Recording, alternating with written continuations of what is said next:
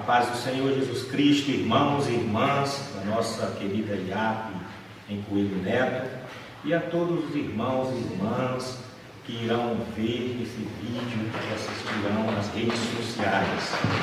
A minha alegria é muito grande poder participar desse culto, mesmo nas plataformas digitais, o culto online, mas é possível sim adorarmos o nosso Deus, como eu tenho falado, tenho repetido essa fala.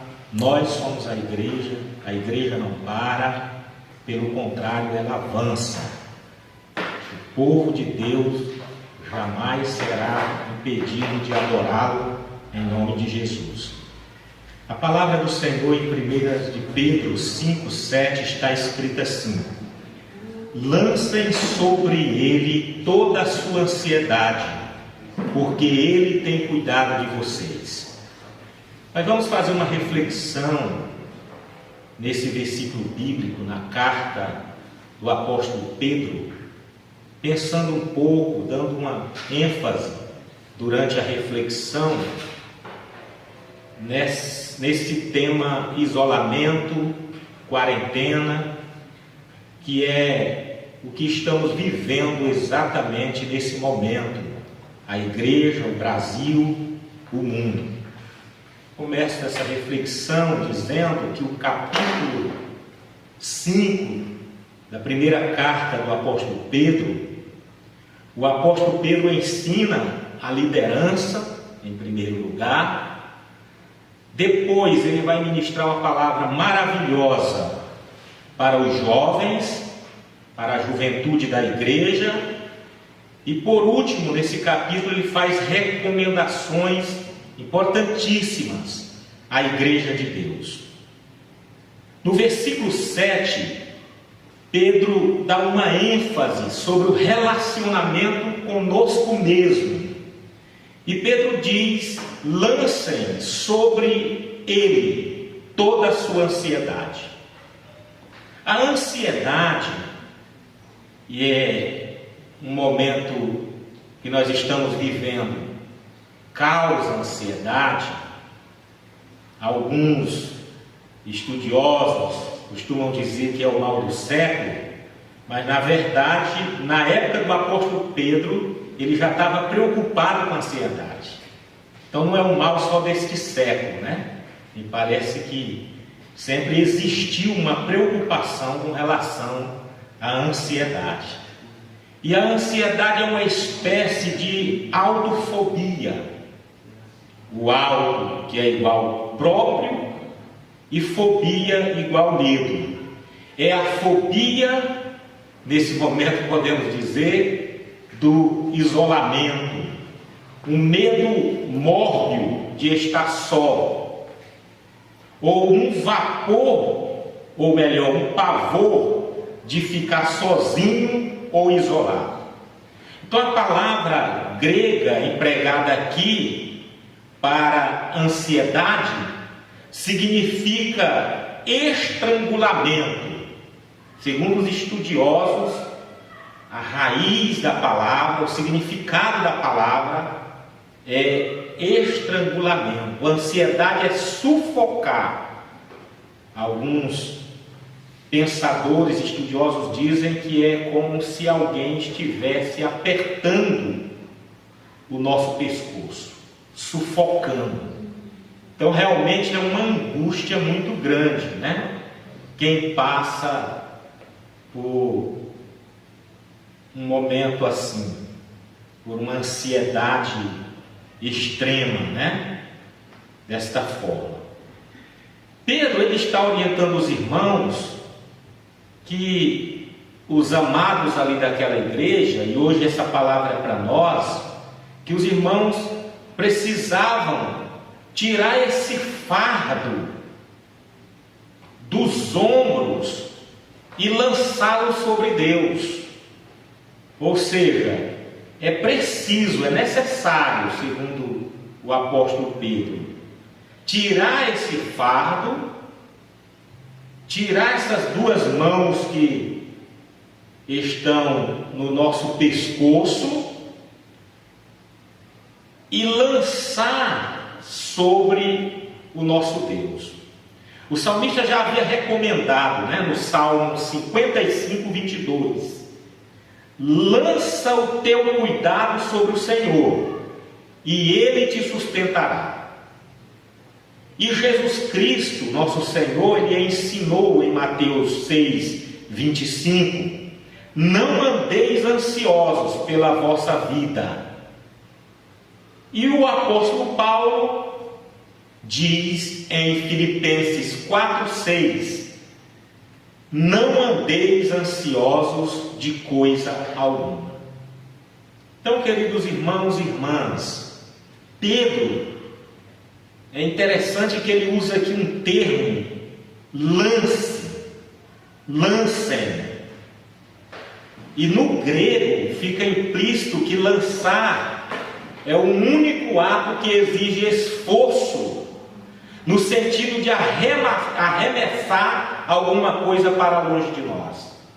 Então Pedro está dizendo assim: arremesse, lance, se livre desse peso, se livre dessa angústia. Pedro diz que devemos lançar essa angústia, essa ansiedade sobre o Senhor.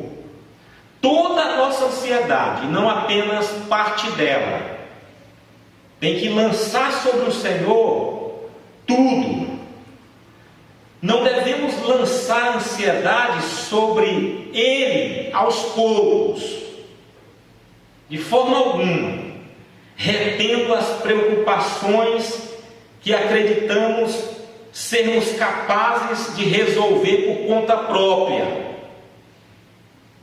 Tem preocupação que você, meu irmão, que você, minha irmã, não vai resolver através do seu esforço, através da sua habilidade. Então não retenha preocupações, lance sobre o Senhor Jesus, todas. Guardar pequenas ansiedades. Eu ouvi um especialista falando sobre isso, fará com que elas logo se transformem em grandes problemas. Então lancem sobre Jesus toda a sua ansiedade, porque Ele tem cuidado de nós. Ele está cuidando de nós nesse momento de angústia, nesse momento que o mundo está passando, o Brasil e consequentemente a igreja, nós, a Igreja Adventista da Promessa, todo o Brasil, esse momento diferente, difícil, e com certeza alguns sofrem desse mal de uma forma mais aguda, outros equilibradamente, outros administram bem, mas a verdade é que nesse momento tem muita gente sofrendo, muita gente desesperada, E somente o Senhor, somente Jesus, para nos ajudar, para nos abençoar. O apóstolo Paulo, agora falando do outro apóstolo, que também ensinou sobre a ansiedade, enfrentou esse tema, em Filipenses 4, 6 até o 9. Lá ele nos ensina que o remédio para a ansiedade é a oração. O remédio para ser curado desse mal é orar ao Senhor. Ele diz que nós devemos também, para vencer esse mal, pensar em coisas boas, pensar bem. E por último, praticar o Evangelho, exercer a fé mesmo na dificuldade, viver a fé mesmo na crise, mesmo nesse contexto do coronavírus. A Igreja de Deus, os fiéis, exercem a fé, como nós estamos exercendo hoje aqui, através das redes sociais, mas de uma forma muito séria e espiritual, o nome do Senhor está sendo exaltado. Glórias a Deus por isso. Então, o apóstolo Paulo, nesses 3 versículos, na verdade são 4 versículos, do 6 ao 9, ele nos traz aqui uma receita, como vencer a ansiedade. Paulo diz que a oração é um remédio divino para cuidar da ansiedade. No versículo 6, Deus não apenas dá uma ordem, não andeis ansiosos, mas Ele oferece aqui uma solução. Ele oferece aqui a receita. Ele mostra aqui um remédio, né? Não apenas diagnostica a doença, mas também Ele oferece um remédio. Deus mostra o problema e mostra a solução. Mostra a doença e mostra o remédio para curar a doença. Se a ansiedade é uma doença, a oração é o remédio. Então, pedimos que o povo de Deus continue orando, né? Continue adorando o Senhor. Reúna a família. Adore o Senhor através dos aplicativos digitais, das redes sociais. Paulo fala sobre 3 palavras para descrever a oração. Ele fala sobre a oração, súplica e ações de graças. Então a oração para Paulo envolve esses 3 elementos: adorar a Deus quando oramos, adorar exaltando o Senhor, glorificando o nome do Senhor, engrandecendo o nome do Senhor, declarando que Ele é o único em nossa vida. Em segundo lugar, apresentar a Deus as nossas necessidades quando oramos. Aí eu adoro colocando diante de Deus os meus problemas, as minhas dificuldades, os meus medos, a ansiedade. Eu falo para Deus o que estou sentindo. Eu falo para Deus o que está doendo, o que está desconfortável, o que está me machucando, o que está me ferindo. Eu falo para Deus sobre a minha ansiedade. E por último, ele diz que nós podemos orar, adorar a Deus, agradecendo o Senhor. Então, eu adoro, eu peço, eu coloco para Ele todos os meus problemas e no final eu agradeço o Senhor, louvo o Senhor por tudo. Então Paulo também fala que os pensamentos bons é uma área estratégica a ser guardada. O primeiro remédio é a oração. O segundo remédio é, segundo Paulo, os pensamentos bons. Filipenses 4:8. Pensamentos errados levam a comportamentos errados. E o comportamento errado leva a sentimento errado. Por isso, nós devemos levar todo pensamento cativo à obediência a Cristo. As nossas maiores batalhas são travadas no campo da mente. Isso é interessante. Eu venço ou sou derrotado no campo da mente. Começo a pensar, depois eu começo a organizar o pensamento, faço um plano e de repente começo a agir. E nesse agir, eu sou vitorioso ou serei um derrotado. Nessa batalha, a guerra ela é ganha ou perdida na mente. Então nós precisamos fechar as portas da nossa mente para o que é vil e abrir suas janelas para o que é verdadeiro, justo, amável e de boa fama. É o que diz o texto. Ele recomenda aqui, irmãos, pensem no que é justo, pensem no que é amável e de boa fama. Esse momento é a recomendação que fazemos pela palavra de Deus. Comece a focar nas coisas boas, nas coisas justas, nas coisas que glorifiquem o Senhor. A mídia, a internet, passa o dia nos bombardeando com notícias terríveis de morte, de doença, de desgraça, de crise no país, crise financeira, pessoas desempregadas. Então, o apóstolo Paulo nos motiva aqui a pensarmos em coisas boas, que os nossos pensamentos sejam bons. Precisamos jogar fora da nossa mente tudo aquilo que é impuro, porque já dizia um autor, nós somos aquilo que registramos em nossa mente. Então, queridos, o apóstolo Paulo faz aqui a segunda receita, né? A primeira é a oração, a segunda, o pensamento bom, e por último, ele diz que nós temos que viver o Evangelho. Versículo 9, Paulo fala sobre a prática da palavra. Viver o Evangelho mesmo em meio à crise. Alguém me perguntou esses dias, como viver o Evangelho em meio à crise? É possível?